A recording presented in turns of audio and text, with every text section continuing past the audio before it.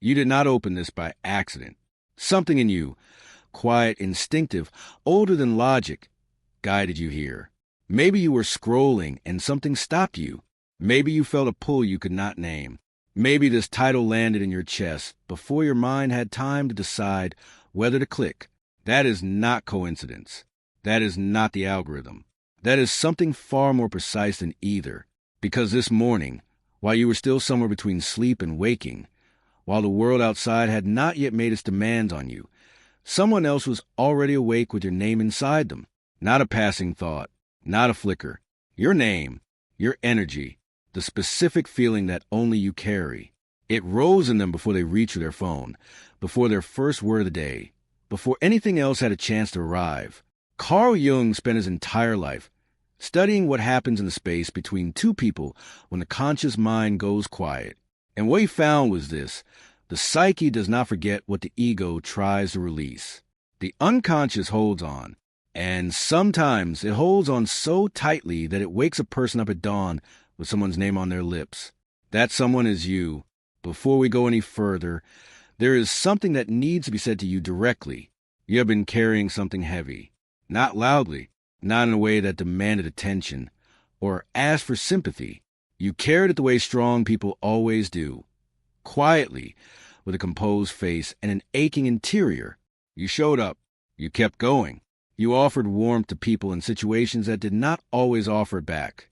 And somewhere along the way, you began to wonder whether any of it mattered, whether you mattered, whether the love you gave so freely had simply dissolved into the air, unclaimed and unremembered. Those nights when you lay in the dark and replayed conversations, not out of obsession, but out of a deep need to understand where things broke. Those mornings when you woke up and felt the absence before you felt anything else. That slow, quiet grief of watching something you valued fade without a proper ending. You did not make a scene. You did not fall apart in front of anyone who didn't deserve to see it. You simply absorbed the weight and kept walking forward. That did not go unnoticed. Not by the universe.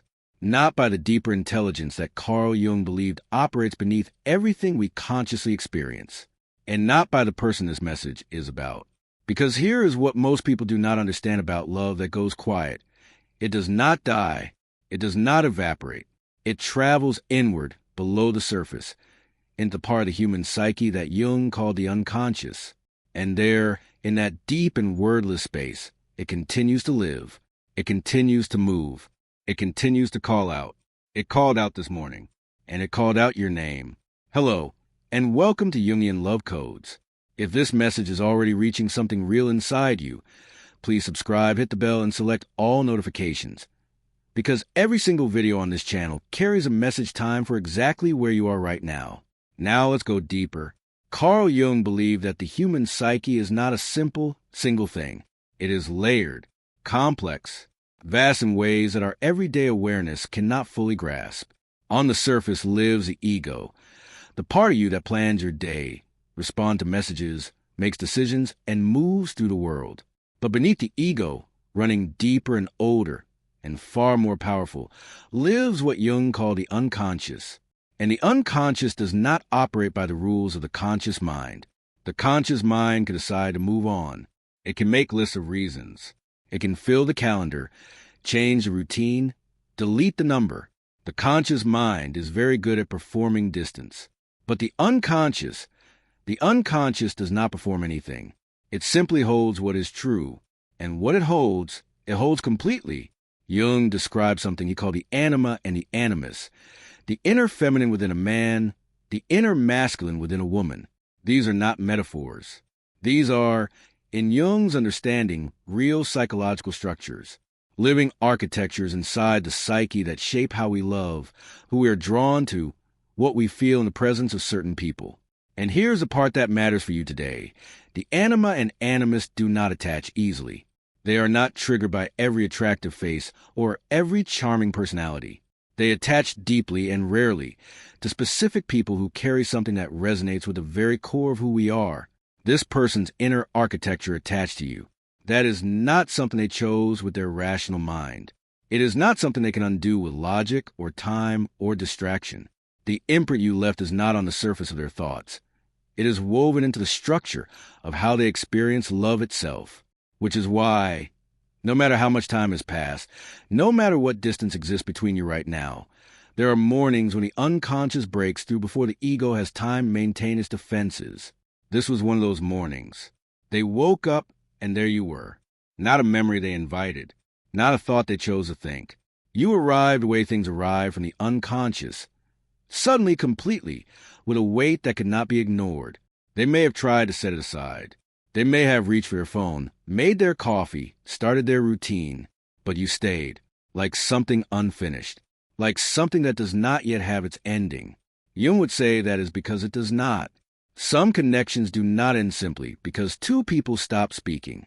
Some connections continue their conversation underground, in the deep and patient language of the unconscious, until the moment finally comes when they must surface. That moment is approaching. Let me tell you exactly what happened on their side this morning. They woke up the way people do, not all at once, but in stages. That slow drift from sleep toward awareness where the mind is still soft, still unguarded, still without its armor. And in that unguarded space, before the day had a chance to hand them its list of demands, something arrived. Not a dream exactly, not a clear image, just a feeling, warm and specific and unmistakable. Maybe they rolled over and stared at the ceiling for a moment longer than usual.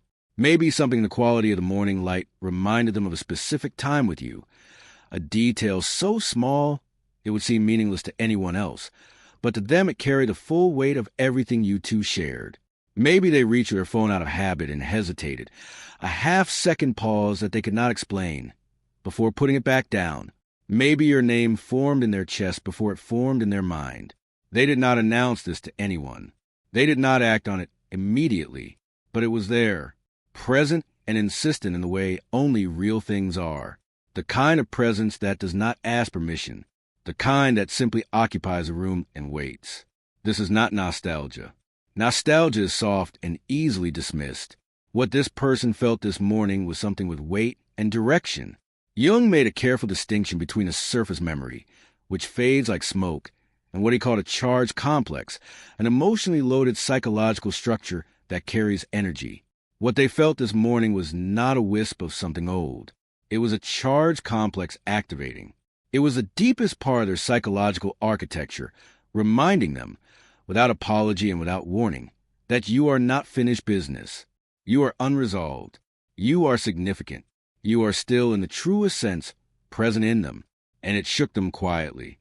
Jung spoke about the shadow, the part of ourselves we push down, deny, refuse to look at directly, the parts we find too vulnerable, too needy, too exposed to bring into the light. Most people spend enormous energy managing their shadow, keeping it contained, presenting to the world only the version of themselves they feel safe showing. But the shadow does not disappear because we manage it.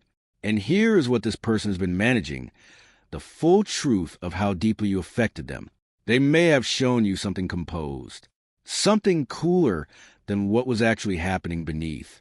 Perhaps pride got involved, perhaps fear, perhaps the story they told themselves required them to act as though you were less significant than you were. The shadow absorbed all of it, the longing they wouldn't voice, the regret they wouldn't admit, the love they convinced themselves they had released. The anima or animus, that deep inner image of the beloved, is still carrying your shape. This is the part Jung understood that most people never do. When someone genuinely imprints on your psyche at this level, the inner image does not update simply because the outer relationship changed. The animus inside this person still reaches for you. The anima inside this person still recognizes you as the one who resonated at the deepest frequency. And every time life goes quiet, every time the noise stops and the defenses soften, that inner image rises. It rose this morning. The shadow material is beginning to move in them. The things they suppressed are asking to be acknowledged. The love they manage and contain is pressing against its walls. This is not weakness in them. This is the psyche doing exactly what Jung said it always eventually does, insisting on wholeness, insisting on truth. And the truth, for them, has your name in it. If something in this message is landing in a place you did not expect, if it is touching something true, this channel was built for exactly that. Subscribe to Jungian Love Codes, hit the bell, and select all notifications. Every message here is crafted for the one who is ready to receive it. Now, here is the part that most people never fully understand about their own power. And this is the part you need to hear very carefully. At some point, maybe gradually, maybe in one decisive moment, you stopped being the one who always reached first. You stopped softening yourself to fit a space that was not designed to hold you properly. You stopped explaining your worth to someone who should have already known it. You stopped making yourself smaller and more available and more forgiving than the situation deserved. You chose yourself. And that choice, that quiet, private, deeply personal decision to stop, did something to this person that they were not prepared for. Jung called it individuation, the process by which a person moves toward becoming fully themselves. And what many people don't realize is that individuation is contagious.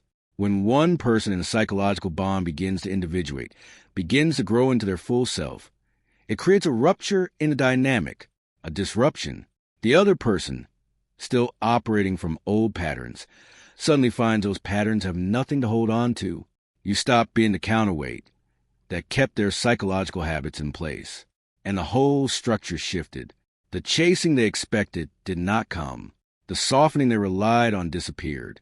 The version of you that absorbed their inconsistency quietly, that version walked away. And what was left was a mirror.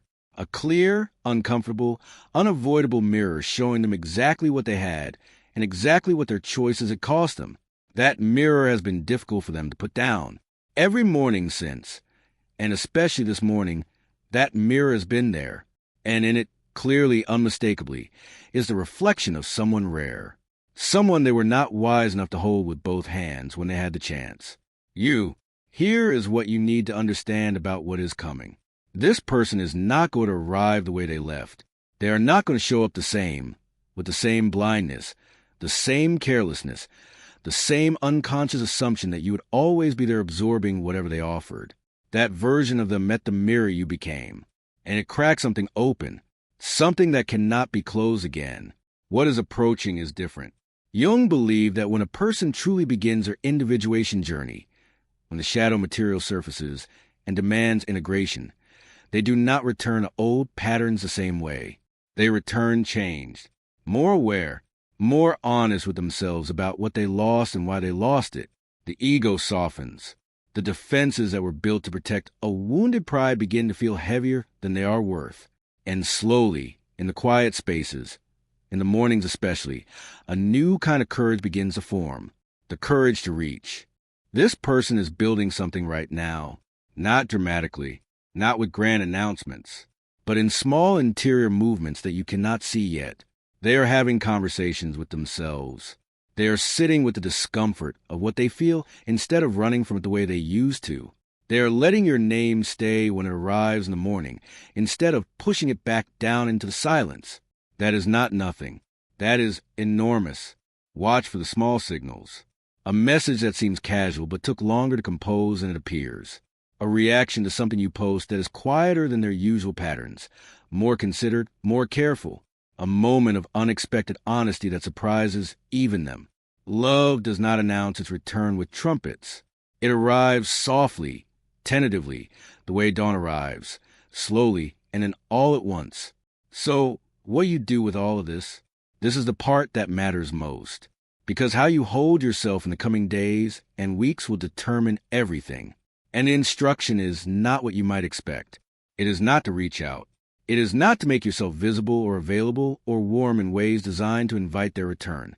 The instruction is simpler and more powerful than any of that. Stand. Simply stand in who you have become. The person who chose themselves. The person who stopped performing patience for someone who had not earned it. The person who decided that their own peace was not negotiable. That person, the one you quietly became when no one was watching, is the exact person whose name woke someone up this morning. Do not abandon her now.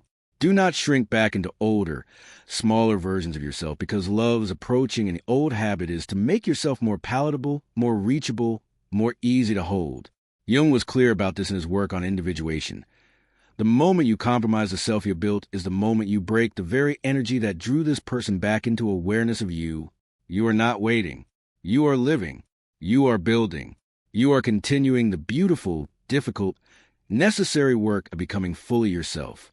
And that work, that quiet, steady, luminous work, is the most magnetic thing about you right now. Let them come to where you are standing. Do not move backward to meet them halfway in a place that no longer fits you. Before this message closes, there is one final thing that needs to be said. You were never the person someone forgets by morning. Not you, not with the depth you carry, not with the way you love. Fully, sincerely, without half measures. Not with the quiet strength you demonstrated every time you kept going when the weight was heaviest. Not with the rare and specific light that lives in you and has always lived in you, even on the days you could not feel it yourself. You are always the one they wake up still thinking about.